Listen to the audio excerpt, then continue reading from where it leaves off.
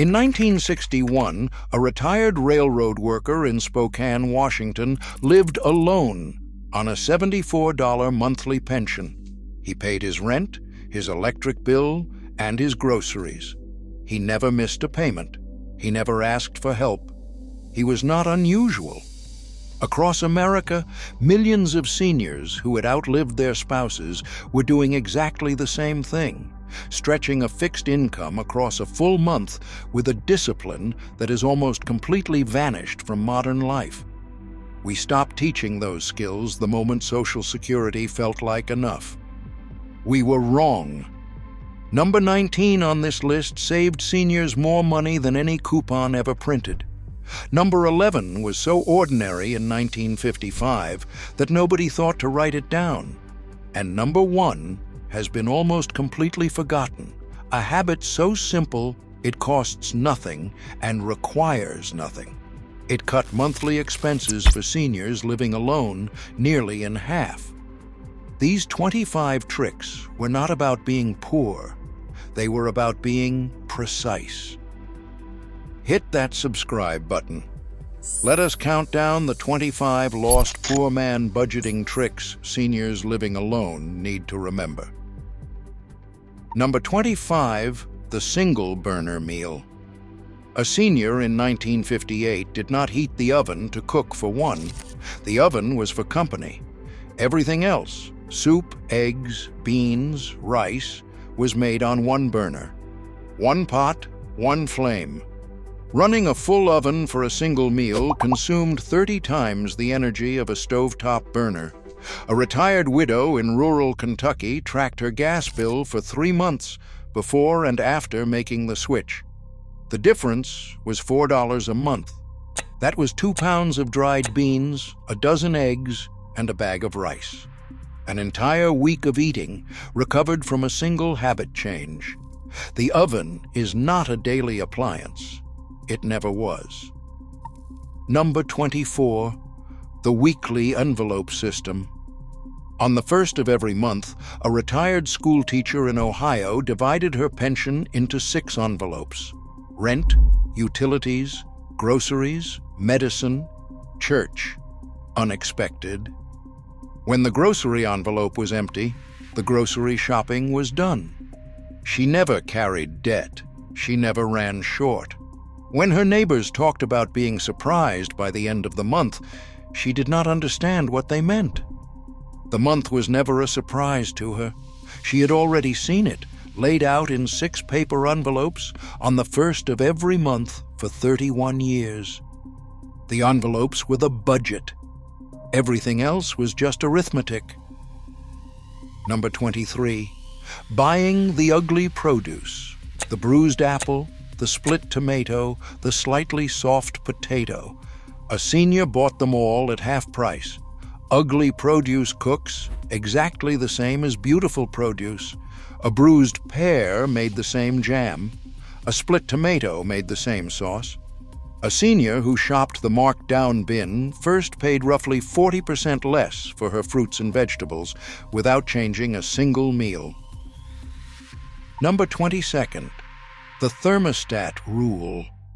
A widower in Minnesota in 1963 kept his house at 65 degrees, not because he preferred it cold, because he had done the math.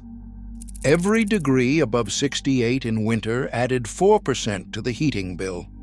Dropping 3 degrees saved him 4 days of groceries every month. He wore a sweater instead. The sweater cost nothing.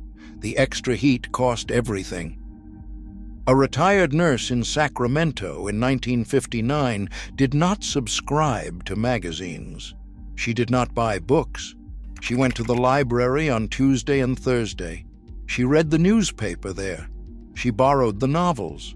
She attended the free lectures. Her entertainment budget was $0. The library had replaced it completely, and she never felt the loss. Number 20, cooking the cheap cut, long and slow. A pound of beef chuck in 1957 cost 29 cents a pound. A pound of sirloin cost 79 cents. One senior bought the chuck every time. She covered it with water and an onion at 9 in the morning and turned the flame to its lowest setting. By noon, the cheap, tough cut had become something tender enough to eat with a spoon. Cheap cuts are not inferior cuts. They are patient cuts.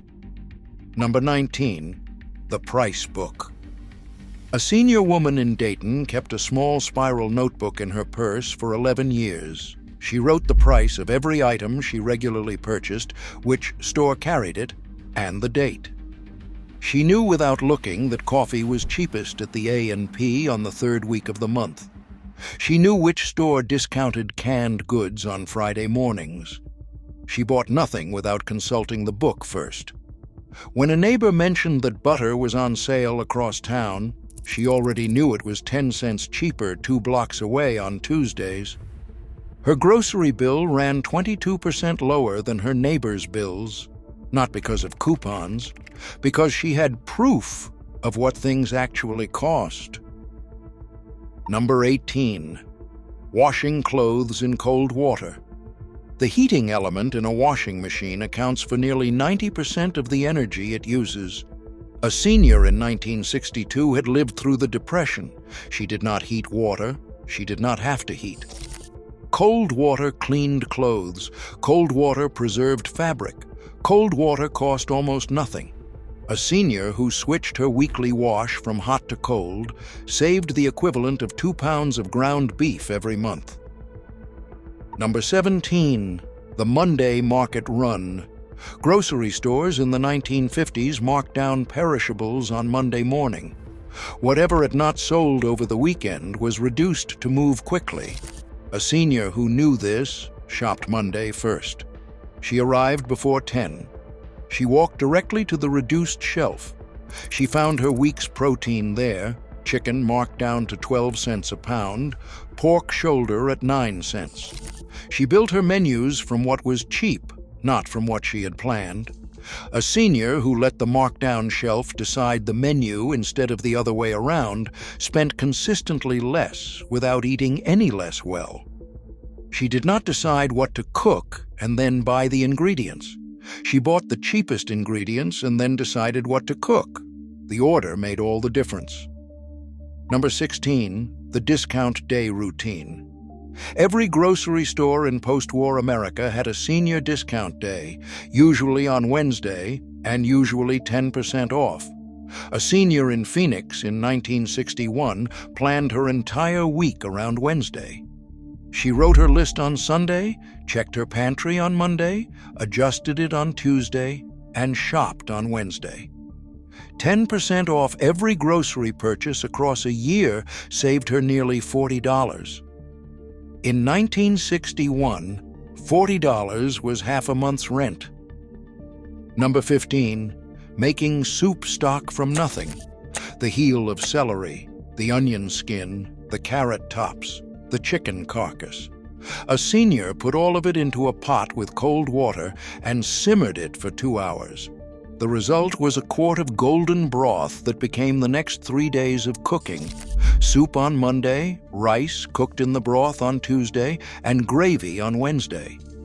A senior woman in western Pennsylvania kept a jar in her icebox specifically for scraps and never started a pot of stock from less than a full jar. She called it her savings account. Every scrap deposited came back as flavor. The ingredients cost nothing because they were what other people threw away. Only the salt cost money. Number 14. The one-item shopping rule. A retired postal worker in Baltimore had a rule he held for 20 years. He was allowed to enter a store for one item at a time. If he went in for coffee, he came out with coffee. He had read that the average shopper spent an extra 30% on items they had not intended to buy. He considered that a tax on inattention. He refused to pay it. Number 13. One bulb per room. A senior woman in Missouri in 1959 ran one light bulb per room, and she never lit a room she was not in. When she moved from the kitchen to the sitting room, the kitchen went dark. By contrast, a senior who left 4 bulbs burning in empty rooms was paying for light that no one was using. The Missouri woman was not.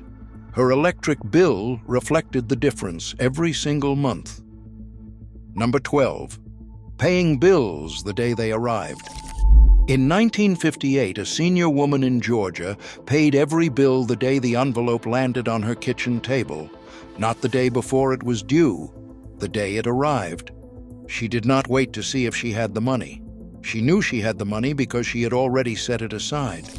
A bill paid late twice a year cost her peace of mind before it cost her the fee. She considered that cost the higher one. Pattern break.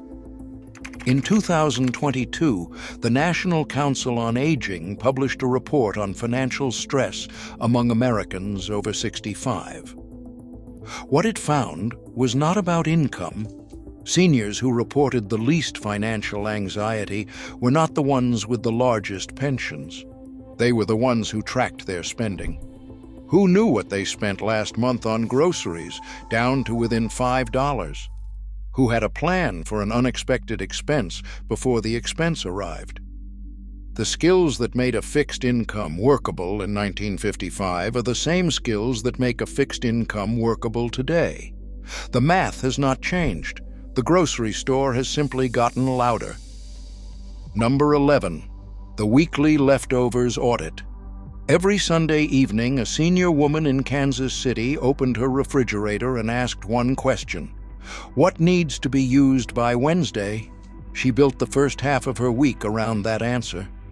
The average American household wastes roughly $1 in every 4 spent on food. Her waste rate was closer to 1 in 40. The difference across a year paid for her telephone bill. Number 10. The second-hand store rotation.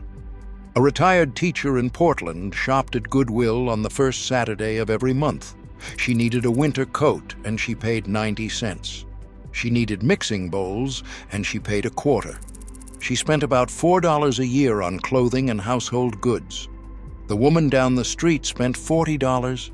They dressed in the same quiet, careful way. Number 9. The repair before the replace rule. A toaster with a broken lever. A lamp with a frayed cord. A coat with a split seam. A senior in 1960 repaired all of it before considering a replacement.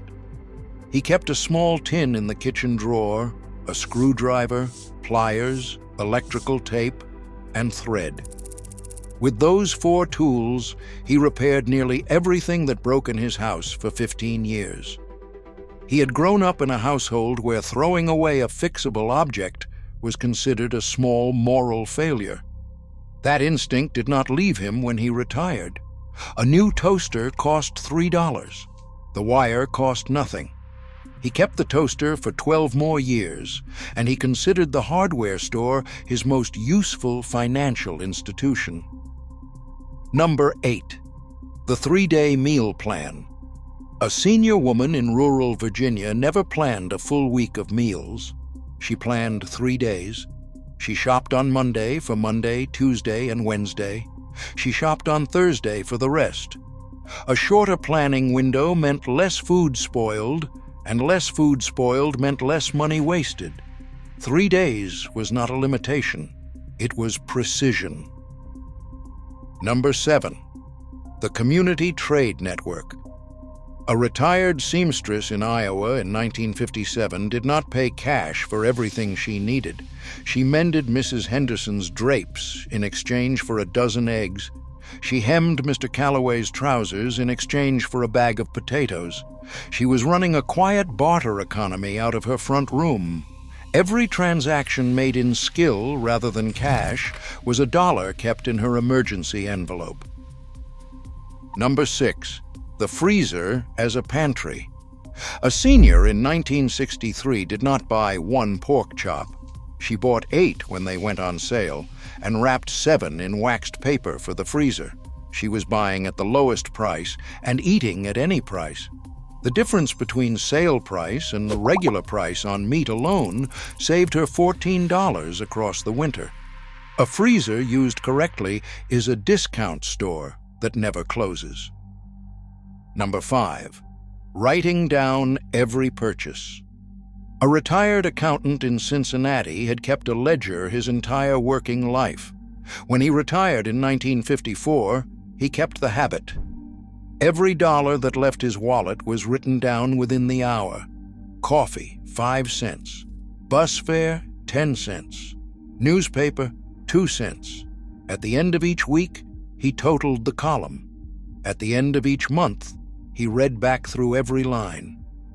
He once said that writing a purchase down did not stop him from making it, but it made him pause long enough to decide whether he meant to.